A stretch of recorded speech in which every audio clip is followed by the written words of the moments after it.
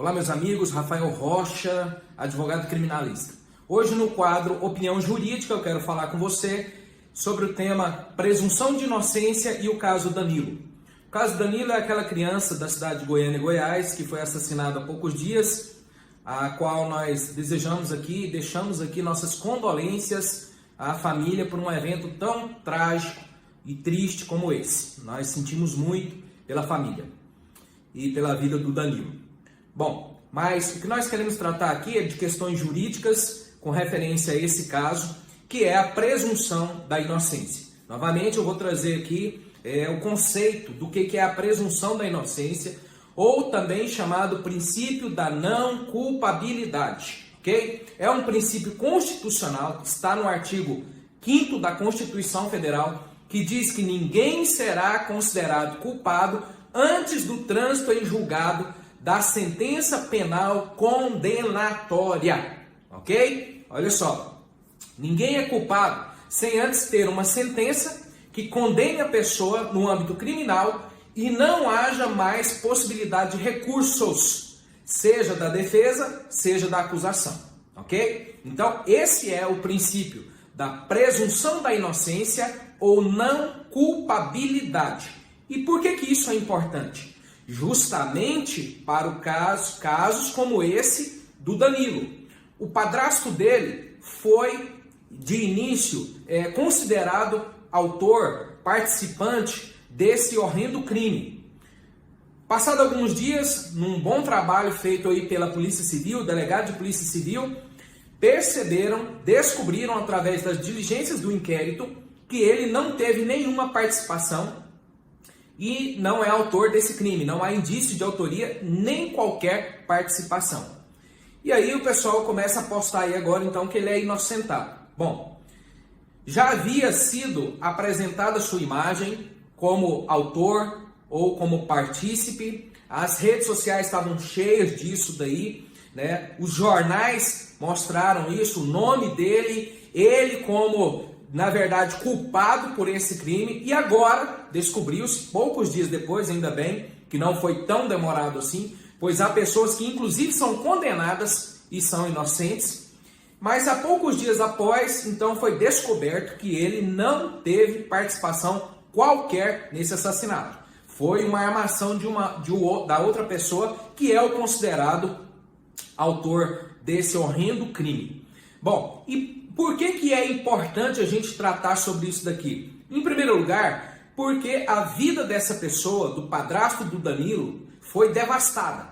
Eu não sou advogado dele, eu não conheço, nem sei quem é, mas eu vejo que foi devastada. Me lembro que quando saiu aí nas redes sociais que era ele o possível autor desse crime, suposto, né, como nós falamos aqui, mas as pessoas e os jornais não falam isso, só falam que foi ele o autor do crime. As pessoas queriam matá-lo, a internet destruiu ele. Fora o risco que ele correu de ser morto onde estava preso, de ser linchado antes de ser preso, talvez, ou mesmo logo após estando preso. Ele correu um risco de ser estuprado, correu o risco de ser morto, de ter a sua integridade física destruída e a sua imagem já foi destruída.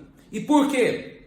Porque ele foi supostamente considerado participante ou autor daquele crime, supostamente. Bom, o princípio da presunção da inocência ou não culpabilidade vem exatamente para proteger a intimidade das pessoas. A própria lei do abuso da autoridade, a nova lei de abuso de autoridade, proíbe mostrar a imagem, constranger a mostrar a imagem de pessoas acusadas, suspeitas de participação em crime, justamente por causa disso. Bom, desde o lavajatismo, né, esse evento aí que considera as pessoas culpadas, antes mesmo de até abrir o processo no próprio inquérito, lá de 2014 para cá, o direito vem sendo tratado como um direito de torcida. Então as pessoas, ao terem um nome vinculado a um crime qualquer que seja, elas já são consideradas pela opinião pública culpadas. Num sensacionalismo de tudo quanto é jornal, que antigamente tinha jornal sensacionalista e aqueles sérios. Hoje não. Hoje é tudo sensacionalista. Querem o clique, querem a notícia, querem que o seu jornal seja acessado à custa da imagem das pessoas. Você imagina o prejuízo para a imagem do padrasto do Danilo? Ao procurar um emprego agora, as pessoas vão ter a mesma visão dele? Ao pesquisar o seu nome aí na internet, vão encontrar o que lá sobre ele? Entendeu? Ele não foi inocentado, porque ele nunca foi culpado. Ele não foi inocentado como as pessoas estão postando aí nas redes sociais, porque ele jamais foi culpado, porque ele sempre foi inocente.